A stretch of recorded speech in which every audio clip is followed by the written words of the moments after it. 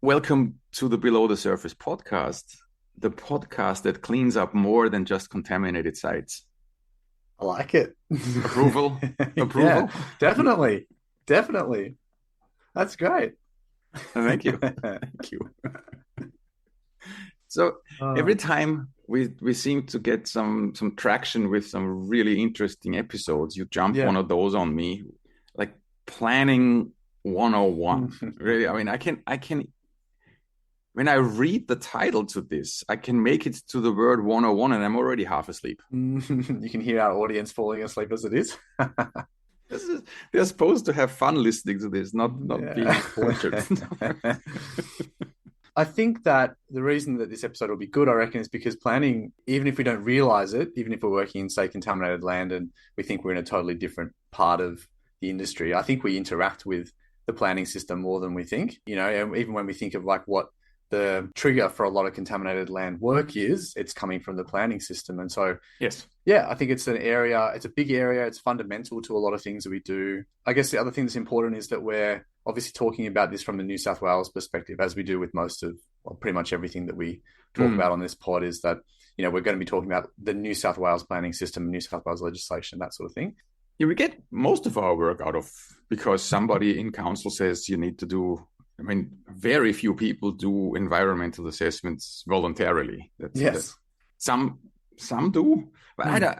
I don't even think that there's still some in the back of people's minds is at some stage someone's going to ask me for one of those. Yes. So planning 101, this is going to be good. Yeah, and Henry's a nice guy, so I'll give him his introduction when he jumps on here. But I thought maybe what we could do is just to kind of get things started is we can go back to some of our questions. We haven't done these for a little while, but I thought we could start today, the theme of movie characters and stuff that we've touched on before. I just wanted to get down to what is your number one favorite movie of all time? And I know it's hard to narrow it down probably, but if you had to pick one, Gunnar, what would you go with? The first three Jason Bournes. I'll give you that. I think you can have that one. The trilogy, yeah. Yeah. I think that one in many ways nails it. And Yeah. then there is something totally out of left field. If you ask me, Notting Hill is one of the funniest movies ever. I love that movie. Yeah, and I could That's watch that over and over again, which I have. Who's that? Is it Hugh Grant It's in Hugh that? Grant and And Julia Julia Roberts. Roberts. There's some incredibly legendary scenes Yeah. in there. I mean, Spike, his flatmate, Yeah. Spike, he's such a good character. That is a great movie. I hadn't seen it for a long time. Like I hadn't seen it. And it was one of those movies where all my mates would make fun of me because I'd never seen it. Huh. And then one day I watched it probably when I was in my 20s or something, with Daniela and just loved it. I love those British romantic comedy movies. They're awesome. Yeah, it's very much along. Or Four Weddings in the Funeral is another one. Yes. Another Hugh Grant one. It's an easy watch. Like it's just an Mm. enjoyable movie to watch. Yeah. And so what is it about the Bourne trilogy that you love, like say over say Bond or one of the other kind of action trilogies? Like what is it about that trilogy you like the most? That's hard to that is really hard to say because I'm a very shallow movie watcher. So I'm not a movie critic and I can't get into any of the I don't understand any of the details, the cutting was superior to Yes. anything else. Yeah. Um I don't know when that came, it's so old already, but when that came out it was earth-shatteringly different to anything else that had come out before. Yeah, I don't know. I can do a James Bond any given time. Yeah. I can do that. I'll let Henry in. Just hang on. How you doing? Good. How are you guys? Hi, Gunnar. Hi, Haven't Henry. met you before. No, we haven't.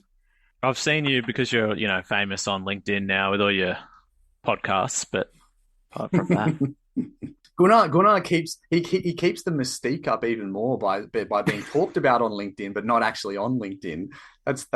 He's an enigma. you should set him up a ghost account and see how many followers you Well, can get him, it's funny because and then charge him for it. I get a lot of nice comments and stuff about Gunnar, and I'm like your EA on there, Gunnar. I have to pass them all along to you and say, Gunnar, look at all these nice things people are saying. Yeah, we had a recent comment where, hey, I can't Yeah. get a hold of this guy. Where is he? It's like, hey, come on. seriously, it's not that hard. Or there's Yeah. something called email. I know Yeah. it's kind of old-fashioned, but you go to the Four Pillars website. I would almost guarantee Yeah. you that I'm there. Or Yeah. anyway, so yeah, it's good. So, I have my social media filter in James, mm, which is great. so you got to get him on other pipes, Gunnar. You got to get him on other pipes, not LinkedIn. But yeah, yeah, with this kind of this movie question, because we talk a lot about characters and stuff, but we were sort of talking about favorite movies. And so Gunnar said the Bourne trilogy, which I'm on board with, and I was going to say, Gunnar, you said you're like a shallow movie watcher, but I don't think there's anything wrong with that. One of my favorite movies is Mad Max Fury Road, the first one, so which is just like pedal to the metal action, just go go go, and that's all what it's about. So I'm definitely down with that. I was going to say if I had to pick one, I'd Pretty Woman. I do like that one. I do like that one too. Isn't that Richard Gere? Yeah, it is. That's why I'm saying. Oh man, my a doppelganger. No, I was going to say Interstellar. Have you guys seen that? No, I haven't. That doesn't seem like pedal to the metal action No, from the outside in. no. So Yeah. I'm happy with action. I'm also happy to kind of go a bit deeper on it. But yeah, Interstellar. I reckon you would love Interstellar, Gunnar, if you haven't seen it already. Who's in it? Matthew McConaughey is the main actor, and Michael Caine and some Ooh, others. good one. Oh, I was thinking of the Sandra Bullock one. That's what I was thinking of. What's Yes. Oh, Gravity. You were thinking of Gravity. Yes. Yeah, Interstellar is Christopher Nolan, and was released about 10 years ago, I think, and it's got this great young female actor who plays his daughter, and I can't remember her name. Sorry, but yeah, have you seen that one, Henry? I haven't. It's a long movie. It's almost 3 hours, but if you like Christopher Nolan stuff, he's big on time and like how time affects things. So what I love about Interstellar is that it's and I haven't watched it actually since I had kids, and I feel like if I went back and watched it now, I'd probably just be bawling my eyes out for the whole movie. It's basically it's set in the future where it's Earth's in trouble and there's environmental issues and whatever, and they basically they can't survive on the planet anymore. And so Matthew McConaughey is like an ex-NASA astronaut, and he has to leave. There's like a wormhole but it's accurate science fiction, I guess. And so what I love about it is like it brings the big picture down to like the human story, and the human story is like about him being like the chosen one who can do this, one of the only people with the skills to do it. But it means leaving his daughter behind, and it's just like, and that's kind of the central premise. And like without ruining the story, time moves at a different pace in different parts of the universe, and is affected by gravity and that sort of thing. And so that plays into it, like the passing of time on Earth versus the passing of time where he is, and then how it all loops back. It's honestly, it's such a good movie, and just Okay, I can already tell you that ain't me. it's not you. No, you know why? Fair enough. I can lose the plot line in James Bond movies, where it's basically goodie versus baddie. Although the most recent ones are rather complicated, but I can seriously, if it's a bit more complicated than, as I said, Notting Hill, Yeah, I sign out. I'm like, whoa, what happened here? Why did he shoot him now? I have no idea. Oh, So, and when it comes to different timelines, screw it, I'm out. I'm out. Like Pulp Fiction, for example, right? I still think it's a good watch, but I have no idea what's going on in that movie. So Henry, what about you, mate? If you had to pick one movie overall, what would you go with? Well, I'm a bit of the sort of like the indie flick kind of thing. So there's a film called Elizabethtown. Okay, yeah. Set in Kentucky, USA, and it's been widely panned, like 20% on Rotten Tomatoes, like really, really bad. But there's just something about it that I really like. The concept is that the two main actors are Orlando and Kirsten Dunst. Nice. And Orlando Bloom, he was working at this like shoe company, and he invents this shoe called the Spasmodica. Yeah. And it's an absolute flop. And yeah, he goes into a pretty dark place. But then circumstances happen, and he's drawn back to his hometown of Elizabethtown, Kentucky. And so he goes there, and various things happen. But I love the setting of it. And I also really like the again, what you were talking about before, the music. Yeah. It introduced me to like a whole range of music, I guess in that Nashville genre that I hadn't heard before. And that's kind of why I like it. Like I'm a sucker for a Indie good for soundtrack. yeah. Yeah, the last CD that I still have, well, I have two Mm. CDs. You know, the physical Yeah. CDs. One is the Elizabethtown soundtrack because it's so good, and I don't think it exists fully properly on Yeah. Spotify or that, and then Dave Matthews Band is the other CD I have. Nice. Yeah, because I just love the music so much. Well, I'll take the note because Gunnar said Notting Hill before, so I'm on board as well with like an easy watching kind of rom com that's done well. Yes, I'm trying to be a connoisseur on rom-coms, Mm-hmm. as in like there's such a big What? pool, but yeah, no, as in like There's a good spectrum. A connoisseur on rom-coms. Come on, that's an oxymoron. yeah, as in like I think it's futile trying to resist watching them. Mm. So if you're going to watch them, you may as well try and select good ones. Like for example, I watched Raising Helen Oh yes. Yeah. the other day. I just think it's got some great themes. So Henry, so you and I, we've reconnected recently because we found out, we're sort of we ended up running in the same circles in our career. But you and I met when we're both in uni, and we were working at a shop called Ray's Outdoors, which doesn't exist anymore, I don't think. I don't think it does. Yeah, Ray's Outdoors, if anyone's ever, remembers that shop, I think it was, sort of maybe brought into a group with, I don't know, MacPack or something like that, I think. But, Boots Outdoors was another one that was a similar kind of camping store. So Henry and I, sell. During our uni years, we were there, weren't we? And we were selling, sleeping bags and backpacks and shoes and all that good stuff.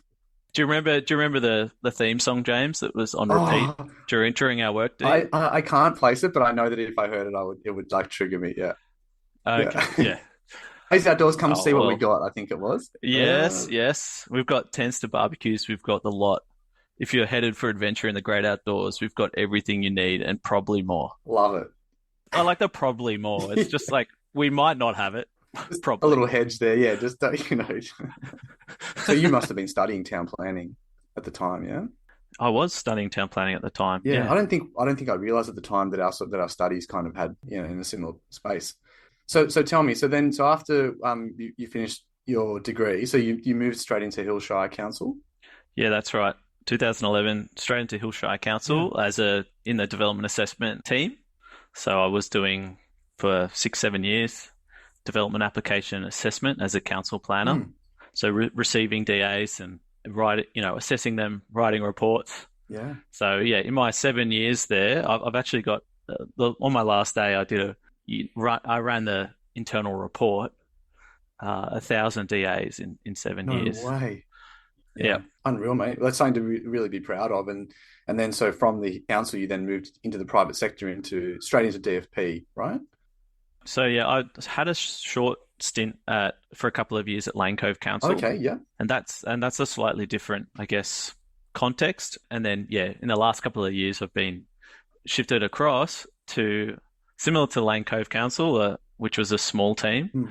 I moved across to a small to medium sized planning consultancy and now doing a very similar thing to what I used to do, but on the other side of the fence. Yeah, and you came in as a senior person to so DFP planning is your business. So you came in as a senior person there, and now you've moved up into a director position. Yeah, that's right. Yeah, it's been good. It's been a whirlwind to learn the private consultancy and then let alone the business side of things, but it's been really, really good. Yeah, awesome, mate. I'm a big believer in crossing over from sort of public to private sector and, back and forth and whatever, and whichever way you do it. I just think that that's a really good thing for people to do if they can early in their careers. Yeah, so the purpose of this pod is that it's the first in a series that we intend to do, which is, we're not sure what we're going to call it yet, but it's basically kind of introductory conversations on particular topics. But before we got into that, there was something topical that came up this week. So there was a Daily Telegraph article. They put a flowchart together that had a 50-step process to get a DA in New South Wales. And I guess the question I was going to ask you, Henry, is just like, what is your general experience with the planning system? And like, do you think that things do get stuck sometimes? Do you think there are opportunities for councils to be able to like streamline their processes? Like just a general take on how the system works. Yeah, well, I mean, the first thing is that the development application process is only one of the many available planning pathways in New South Wales. So I would say the flowchart is accurate in terms of the DA process. I think maybe it adds some layers that are not actually there. So the lodgement process in that diagram in the Telegraph sort of duplicates it more than it is actually really happening. Yeah. In terms of the lodgement process. You would lodge it, and then a request for information might be made for further detail. But typically after that, that doesn't all happen again once it's been accepted by council, but the flowchart seems to kind of make that out. So I'm not sure who prepared that, but I don't think that really reflects on the ground what's happening. That being said, the planning portal, which was introduced as a statewide way to lodge your DAs, I think there's been mixed reviews on that about how easy or not it is to, I guess, use. The interface isn't very user-friendly, I would say, and I think there's opportunities to streamline that. But one of the things with the planning portal is it took away lodging DAs over the counter. So I think from an applicant side, and maybe even from a council side, the taking away of that, I guess, a face-to-face discussion of the DA as it's lodged has caused some problems. And the planning portal's built into it essentially a way to give back an application without triggering any legal ramifications for council. So there's what's called return the application rather than reject the application. So if you reject the application, the council's subject to review provisions and the applicant can essentially challenge that. Whereas a return is this sort of black hole that councils can continually use to not accept an application. And that just makes it difficult for an applicant if they don't have the legal means to challenge that and to put pressure on council to, I guess, accept that. So I think for your average DA, for someone lodging a house in New South Wales, they shouldn't have to resort to measures like that to get their development application accepted in the first instance. So, I think there's a bit of work that can be done in the acceptance of DAs and calling councils to account with how that is managed so that the time is essentially this unaccounted time in the process that is probably actually adding additional time that's not really captured in the stats. So it's probably even worse than the stats are saying. Otherwise, in terms of the DA process in New South Wales, I think it could be simplified. I think the challenge is when you simplify it, how do you get good design outcomes? Well, that's the thing. That's a really important point because I think, with a lot of these things, it's about balance, isn't it? About finding the right balance. Like you don't want to go too far in either direction. I don't know that we necessarily have the balance. And like you've mentioned a few sticking points, which I agree are kind of issues. And there needs to be clarity on the KPIs that council and consent authorities are being held to and the way they're measured so that we can all be held accountable. Like I feel the private sector is held fairly accountable in a lot of ways, but I don't know. I think there's probably some more accountability that could go on the other side. But I agree with you. I think generally it works, if not just a bit slowly. So like the New South Wales pattern book is probably a good example of how the government's trying to provide more fast track options for people to develop things, but still try and, I guess, address the concerns if you put everything through a streamlined process that you're going to get bad design outcomes. So the pattern book is here we've prepared these architect design terraces or small apartment buildings, and they have architectural quality. So they, I guess, meet some of the concerns with fast tracking that development that you lose design integrity. So I think that whether the pattern book works in practice, that people pick those designs up and put them on their properties, I'm not sure. But it is an interesting approach to try and deal with, I think, maybe the reasons for keeping the development application process the way it is, because it allows for councils to have consideration of local character and good design, etc. I can see why it's come forward as an option because it seeks to address that concern. Hey, how you doing over there, Gunnar? I'm falling asleep. This is gonna be me here, all right? You say Gunnar's the contam guy. He was like, what are we even talking about today? I'm only going to send this podcast to people who want to fall asleep. So this is basically just taking what is the problem I find around the dinner table to a larger audience. So I'm glad it's having the effect on Gunnar. Well, mission accomplished. We've been on it now for 20 minutes, and all we've said so far was that the DA process is very slow. No kidding. You are and you're throwing in now that you have to have good design outcomes or planning outcomes or whatever the term was there. And I'm thinking, and please take this with a lot of respect if I'm saying this, but when I drive through Sydney's suburbs, am I the only one who thinks we are not having good design outcomes here? No matter.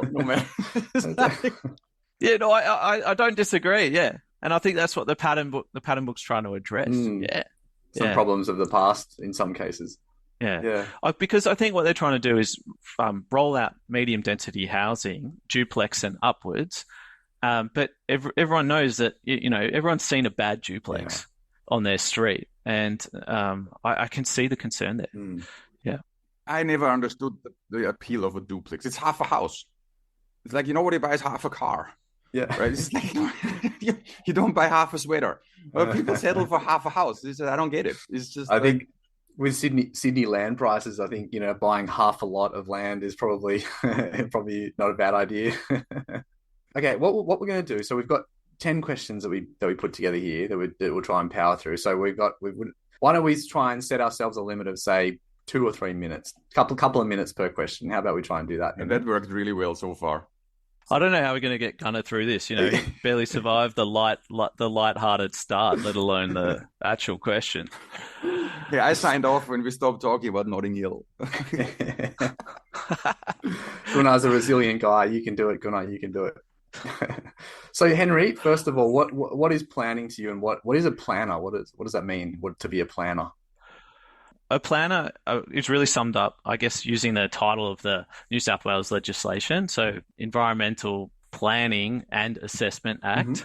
So there's planning that has to happen future for places, and then once that's planning has been done and the parameters have set, then there's also a planning function to assess and to make sure that what is happening in those areas accords with the previous planning. So that's really that. A town planner, what specific skills do they bring to the table? Well, cynically, some people say that we're a jack of all trades, master of none, which is probably a fair summary, or you could put it in a more positive light. We're the sort of, I guess, the ones that weigh it up and put it all together. Yeah, so if I was to have to say what is planning that, it's also, it is quite similar to playing SimCity. Yeah. Yeah, I'm with you, mate. I struggle with this a little bit as to what is a planner, because like the lines for me sometimes are more sometimes around the nature of the work, if I could put it that way. So say a firm like yours, I think, so at Four Pillars, for example, we're dealing more with sort of commercial, industrial, more the impact assessment side of things. So noise, air quality, traffic, water. Our skill set, I think, lies more in the actual impact assessment of those environmental factors, and less so in the interpretation of the planning legislation and kind of floor space and lot density and all this sort of thing. Like, I think that there's a line there somewhere between kind of the sort of hard-nosed planning and the impact assessment that is quite blurry. And I'm sure you get dragged into the impact assessment side, and we get dragged into the planning side. So like, that's why I think that firms like ours complement each other well, because we bring those kind of similar but different skill sets together. Yeah, that's right. Yeah. Yeah. So it's a little bit, it's a bit rubbery, I think. The 2 minutes are up. Next question. So, okay, this is going to be a really dry one. What's the main legislation for planning in New South Wales? And is there anything at the national level? We'll have to keep this to 1 minute, I think, to keep Gunnar on board. I've already said it. Environmental Planning Assessment Act 1979 is the main one. And in terms of national policy, there's a few things, but the most recent one of relevance is the National Housing Accord, which everyone signed up to deliver more housing. New South Wales, got the number here, 377,000. It's what the Daily Telegraph article is kind of going on about. But essentially, that policy setting or that accord flows down into the state systems, and then they have to work out ways to deliver that. And some of the things you would have seen are transport-orientated development. Yeah, and rolling out dual occupancies, say, across the R2 zones. Yeah, for sure. So that really is a high-level policy, and then funding sometimes at the Commonwealth level, and then filtering down to delivery through that legislation. One thing I find interesting, just very quickly, is that this is a 1979 piece of legislation, and it has been updated. It's been reformed a number of times over the years. But, we're dealing with a piece of legislation that is 40 something years old, 45 years old. And for the most part, I think functions pretty well, like structurally. Yeah. Yeah, I think so. And I think that's because it can flow out to other planning rules that can be a bit more flexible and adapted and modernized. So, for example, the biodiversity legislation is currently going through reform to better align with the objectives of biodiversity. So that sits outside the Act, but the Act talks to it. So, it sets how other policy is able to be made, but that policy outside it can be more adaptive to things as they come up. It's foundational to a lot of other things. It's the straw that stirs the drink, Gunnar, for lots of other things. Next question. So, what is a consent?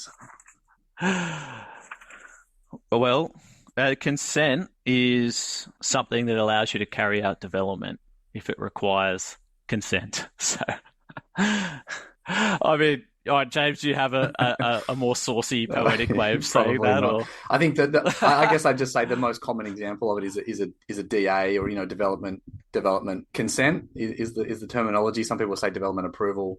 I don't know if we call compliant development certificates and those sorts of things consents. I don't know if that's actually correct. Yeah, that is correct. Unless excluded by something, a CDC is a development consent. So.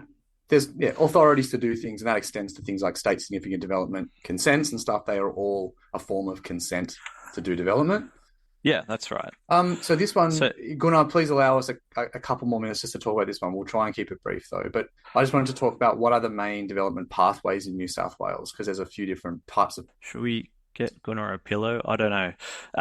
The first one. So can I just say sorry? So Gunnar and I mentioned before we start. So I just want the reason this is relevant for everybody, really everyone, no matter what you do in the industry, is that planning does underpin a lot of stuff. And a lot of contaminated land work comes from the old SEP 55 and, that is triggered by a development application.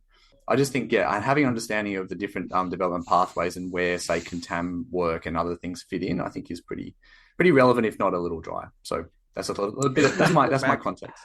Maybe we should go back all to the basics and say, where does this planning come in, for example, right? So I own a block of land and I want to build a house, or I have a house on there and I want a swimming pool. The most basic question that comes is like, this is my block of land. Why can't I just do whatever I want to do on here? Why do I have to ask anyone that I want to put a swimming pool in here? I think that's where then planning comes in. So if we take that example, now what are the ways of getting consent? Yeah, that's right. So if I'm looking to do anything, the first thing I want to look at is whether it's exempt. So that means no consent required. So there's various things in New South Wales that you can do without consent. Swimming pool isn't one, although I think you can, a kiddie pool would qualify. So if you can find one large enough for you, that's less than 300 millimeters deep, I think the control is, then you can do that. Or I think you can get some bigger ones, but you have to build your own pool fence. So that's the first question, exempt development. And then you don't really need to go to a consent authority, so council or someone else for that. There's some pretty fun ones, which I would like to see more of, mobile food and drink outlets. Mm-hmm. So you and your house, you could open a business in your front yard, like a coffee van, without approval as exempt development. I would love to see more of that on my street anyway. Cubbies, maybe another one people have thought about. Cubbies in residential areas, you can't put them in your front yard. You can put them in your backyard, but unfortunately, a cubby on the ground's fine. Treehouse, technically, you need a DA. Really? It's not exempt development. There's a height limit, unfortunately. I don't know. You might need a tree permit as well. I'm not really Structural sure. engineer certificate. Yeah, but there's limited environmental assessment. There might be some land, like say for example within a foreshore area, that's excluded from doing exempt development, but there's not a lot of assessment that you have to do. And you as the owner of that land, you're responsible for saying, hey, these are the things that I have to meet, and if I meet those, then self-satisfied. You don't need to submit anything. It can be challenged if your neighbor complains and it's found that you haven't met those. But the next one, if not that, most people would go for the next option, which is compliant development. And that's really a planning approval and a building approval in one. In New South Wales, a lot of houses and swimming pools are done through this pathway.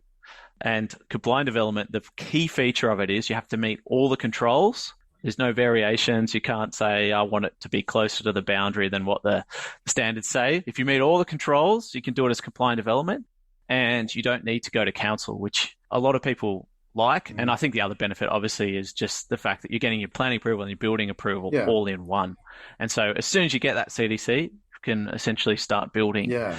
So, swimming pools, CDC is the way to go if you can. And it's typically done, so not through council, but through a private certifier? That's right, yeah. Private certification exists in New South Wales. Yeah. So most people would opt for private certification, but councils also have certifiers. So you can lodge a CDC through council if you want, probably at a very, very generic level. Yeah, so the certifiers, they're an extension of council. They're basically council, or planning responsibilities are being delegated to certifiers in the private sector. And the similarity, Gunnar, I think, is there's some similarity to the auditor scheme, for example, the New South Wales site auditor scheme, in that the EPA in that situation is delegating responsibilities to the private sector, that in a way that's highly regulated. And I think there was a reform, I guess, of the certifier system recently, a few years ago, where there were some issues with how certifiers were operating or behaving, and there were some issues with the system, and it was kind of reformed, and the standards, I guess, for certifiers was lifted. Is that fair to say? Yeah, that is right. David Chandler. Yep. Building Commission. They started, I guess, auditing the process, the certification process, particularly for residential flat buildings. It's now gone down to houses as well. And they're doing a great job in lifting the standards, and there's legislation associated with that. But everyone knows about the issues with, flat building quality and construction quality, and issues where owners are moving in and they're having to do lots of remedial works from day one, which is not what should be happening. Yeah. So the next one after complying. DA. So development applications, most typically you're going to be lodging that with council. Yeah, the benefits of doing a DA are, potentially you've got controls that can be varied. So each council has their own set of controls with a DA. And potentially they're more generous than, say, a compliant development. Say for a house, you might have greater height or smaller setbacks if you're wanting to build a really big house. So there's some more flexibility going through flexibility. Yeah, that's right.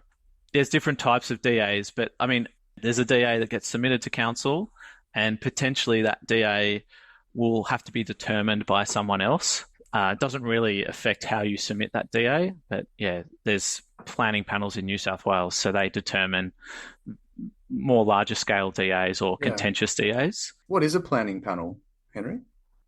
Well, I think it was in 2018 in Sydney Metropolitan at least, and some other areas, they implemented local planning panels, and they essentially took over the functions of council. So previously, councils were determining DAs. So elected councillors were determining the development applications if they met certain criteria. There was some issues with that in some councils, and so the state government implemented local planning panels. And essentially what they are is they're made up of 3 independent experts and 1 community representative, and they make decisions independently of council. So the idea is it brings rigor and transparency to the more contentious DAs. Yeah. My understanding is council will assess the application and make a recommendation to the panel, but the panel ultimately decides whether to approve it or not. Yeah, that's right. They might not accept the recommendation. Yeah. So council reports up the matter.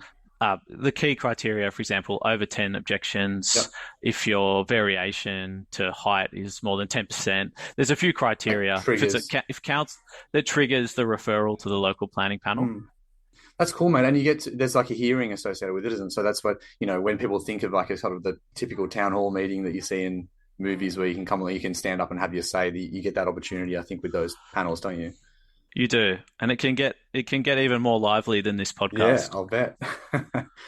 So that brings us to the next one, mate. So local development applications. So just to recap on that, so the benefit is you get flexibility. You can sort of push some of the rules a little bit, but the downside is that it's going to take longer. It's probably going to be more expensive in terms of the application and that sort of thing. So then the next pathway is what's called designated and regional development. Yeah, so, I mean, they really fall within the DA framework. So designated is still a DA to council, but you're required, because of the nature of the use, and it might be waste facilities, for example, or certain significant contamination matters may be designated. And all that really changes is you have to submit a different type of planning report, a more intense, it's called environmental impact statement. And you submit that instead of a shorter form environmental impact assessment.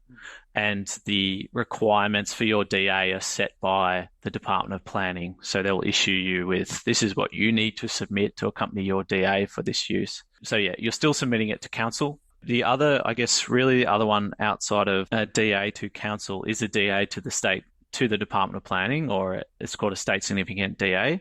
So that's the other kind of DA, and that's submitted to the Department of Planning, and they assess that. It's usually larger things, or things that that the state wants to be, driving toward. Very big swimming pools.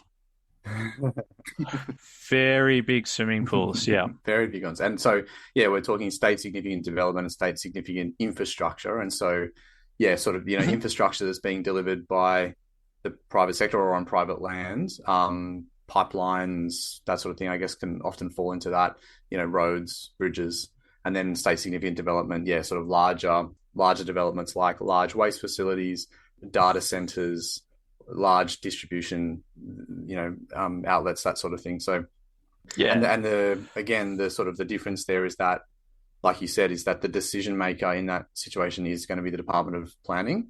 Just my simple take on it has been that you often get a different perspective, I think, on your application. So council are very much, rightly so, focused on local issues and local impacts. Whereas I think that the intention of state significant development is that, you're getting that sort of higher level, like where does this fit in with the strategic priorities of the state?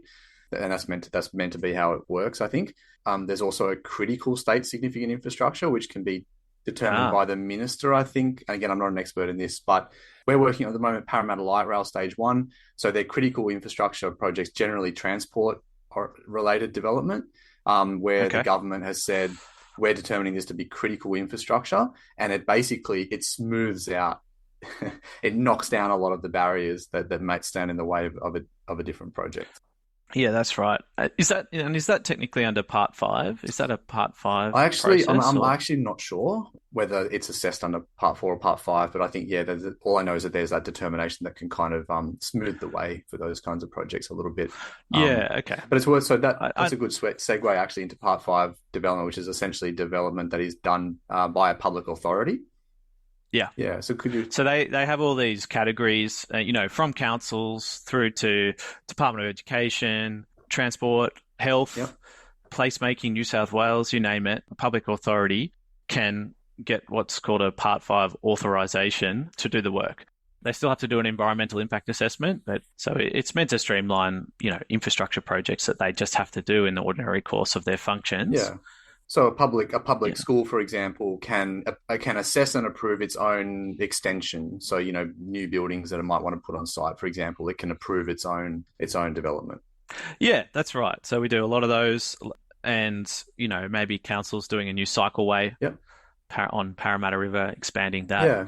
And we might help them prepare a review of environmental factors, it's called, to assess that. It's a bit more oblique. In some ways, it's asks more of you because you have to assess all the environmental impacts to the fullest extent possible. Yes. The idea is that it's more open slather, and you have to, think critically about what the environmental impacts are. Yeah. It's important that public authorities understand that. For sure. I mean, it puts them at risk if they're not doing the environmental assessment properly. Definitely. So we would always guide our public authorities that we work with to really consider what's the fullest extent here, and go through that process of documenting and assessing it. Definitely, yeah. You don't want it to be seen as just a process of rubber stamping your own developments without really giving a due consideration. So I think, REFs, like you said, are really, really, really important to underpin that. So I just want a couple more questions, I guess, about some of the things, that help us do planning in New South Wales. So the first one I've got here is, what is a local environment plan? It's local government based, really sets the zoning. So how for land within the local government area. So each council would prepare that. So for example, you'll have residential areas where you can do different types of residential development, industrial, commercial. They're the key ones. Yeah. So each council area zones their council area in that way. yeah, the other thing the LEP does is it sets some key controls like height, FSR, hmm maybe minimum lot size for subdivision. That's really what an LEP is. Yeah. So it's kind of, yeah, it's that primary planning instrument, I guess, for, yeah, at the local level, setting Yeah. and it's legislation as well. So it's legislated. And so maybe can we contrast that a little bit with a DCP, which is a development control plan? Like, what are the differences and similarities between them? Probably a development control plan is finer grain. Yeah. The difference really between an LEP and a DCP is the DCP is meant to be used as a guide, and different councils take different interpretations about how much of a guidebook versus a rule book. Yes. Yeah, but a DCP, technically, yes, you have to consider it in the assessment of your DA or in the preparation of your DA, but the Act talks about it in terms of being more of a guide. Yes. Yes, that's how I've heard it simply explained to me as well, is that, yeah, the LEP is the law and that's the rule, whereas the DCP is a guideline, and there is some flexibility in the standards that are in there. But like you said it before, Henry, like, I mean, if you can stick to the standards, like, you're obviously going to have a smoother run. If you want to start changing standards and not complying with the DCP, I think you will find you have a bit more of a difficult time getting it through. That's right. Yeah. And so we're getting to the end here of our list here, but so what is a state environmental planning policy, or a SEPP, or a SEP, as some people call them? What are they? Well, they're under the same category as LEPs in terms of their legislation type, but they're set by the state and they generally prevail over the LEP. There's quite a lot of different categories of SEPs or state environmental planning policies. So I've just got some key ones down here. They might be rolled out for certain precincts where the state wants to set the controls instead of the local government. So, for example, Gosford City Centre, or some of the release areas through the hills, Blacktown Council area. They might look at specific environmental considerations for all DAs. So contamination's a good one. SEP resilience and hazards. They might look at specific development types that the state wants to set controls for. So seniors housing, childcare, signage even. They set the exempt and complying rules are generally in the SEPs, and then what is regional and state significant development. So the planning pathways are set through them as well. So they do it. They have a few different functions. But yes, in general, they prevail over the LEP. So, for example, if you're doing a seniors housing development and the SEP said, this is how much balcony space this villa needs, and then the local controls said something greater, then if you just applied the SEP, that's the one that would prevail over the local controls. Yeah, so it overrules the local environment plans essentially. So it's where the state government wants to kind of get their hands onto something and set how something should operate. That's They've right. got that ability to sort of override local controls. Like a good example is the childcare. So a lot of councils had, you can't build a childcare centre within X metres of another one. And the state have come over and said, with a policy that says you can't refuse a childcare centre based on location. Without speaking generally here, but you've just raised one example of like something where there might be something in a local environment plan that doesn't really make sense, I guess, doesn't pass the pub test a little bit. And sometimes these the SEPs come in and sort of set a different agenda from that state level. And like, so, one I deal with a lot is about the infrastructure SEP. It identifies that, waste facilities can be built in a broad range of different zonings, whereas a lot of local environment plans are quite restrictive in the type of zones that will support a waste facility. And basically that's the state government saying waste facilities are a priority. We need more of them. We need them to be, to be accessible to people. So we are going to say that they're permissible in this broader range of zoning. And same with contamination, it's meant to be a consistent statewide framework, from that why the SEP works rather than kind of piecemeal different local approaches. Yes, exactly. Did you have anything on that, Gunnar? Like in terms of how, you've dealt with the contamination SEP, the old SEP 55, it's now, resilience and hazards. Any comments from your use of that? Can you lodge a DSI without a PSI? Oh my God. Uh-oh. Trigger?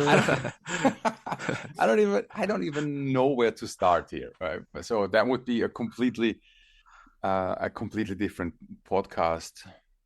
Yeah, the PSI, DSI, RAP validation, how it has been interpreted by councils is a disaster, just a simple disaster. But we can't get into that now. It's this that's different. I have a. Are we sort of? I've watched it go down our show notes here. We are sort of towards the end. I think so. Yeah. I'm gonna throw a question at the two of you here. When we go out into any community and we ask them, "Are you happy with the way how planning works in your area? Are you happy with how that DA for the swimming pool went? Are you generally happy with how councils work?" How many people do you think would say perfect, no problem on one end of the spectrum? And how many would say, I stay away from council as much as I can. This is a bunch of clowns who don't know what they're doing. What's the distribution? What do you think? What do you reckon, Henry? Well, I mean, a former council worker, I've absolutely great respect for people who work in council. So the perception versus the reality of people who work in council is very different. I would say that it's a very tricky space. So you may have a council that is more pro-development, say. In those areas, you may have neighbours that, I guess, bear the brunt of that policy setting, and they feel like their objections, which have to be considered, aren't being heard. And then on the flip side, you can see on a council who is maybe more conservative, the objectors may feel heard and appreciated, and then you have your applicants feeling incredibly frustrated. So it's very difficult because the whole nature of planning is it's a contested space. People wanting different outcomes for where they live. And so in some senses, at a very philosophical level, it's very difficult to get to a place where both sides of the spectrum feel satisfied. I agree with Henry. Like, I think, look, and I'm not the first guy, to defend, decision makers and how the system works. But there's definitely a lot of room for improvement. But we say it all the time about the EPA as well, Gunnar. With councils that have a hard job to do, hard to keep people satisfied. There's no question about that. I think one of the places where the rubber hits the road a little bit more is when it does end up in the Land and Environment Court. And I think a practical application for planners, whether you're working for an applicant or assessing something in council, is to think beyond maybe what the, I guess, default position is within the context with which you work. And just to think, if I was being cross-examined as an expert witness here, what would I ultimately be comfortable supporting or coming to a conclusion on around the balance or otherwise? And I think that's a good litmus test for people. If it is the case that you're just saying something to trumpet or advocate a position where it doesn't actually really align with your expert opinion, the court process is the place to I guess find that out. So stepping back, when I'm doing any applicant work or council work, I'm thinking, well, at the end of the day, would this position ultimately stand up in court? Yeah, absolutely, man. I think having that perspective of being through court actions and stuff, like it gives you a different perspective on things. And I think it's a really good thing for people to do at some point in their career, is get involved in the court action, as scary and adversarial as it is sometimes. Like, you've got to, it's good. And Gunnar and I have been through this many times. It's really good because it makes you check yourself a little bit as to pinning your view on something. Yeah. And if you do something for a long time, there's all these assumptions that are just built in, like coming to consultancy. We're doing all these new planning pathways that I've never looked at before. I've done DAs in council on the assessment side. Now we're doing CDC reports, REFs, SSDAs, the whole works, exempt development advice. And you've really got to look at it at first principles every time. Yeah. Working from this is what I do, these are the set rules that I follow, and it's going to work in every instance is fraught. Totally. Yeah. I think we've covered a lot of good ground there. I mean, so parting words. I think that's a good wrap up. That's good because I really didn't want to talk about strategic planning. It's a Because tricky if one. DA planning was going to put you to sleep, strategic planning will put you in a coma. We'll park that for another episode. Maybe that's just you and me over a beer one time, Henry. Rather,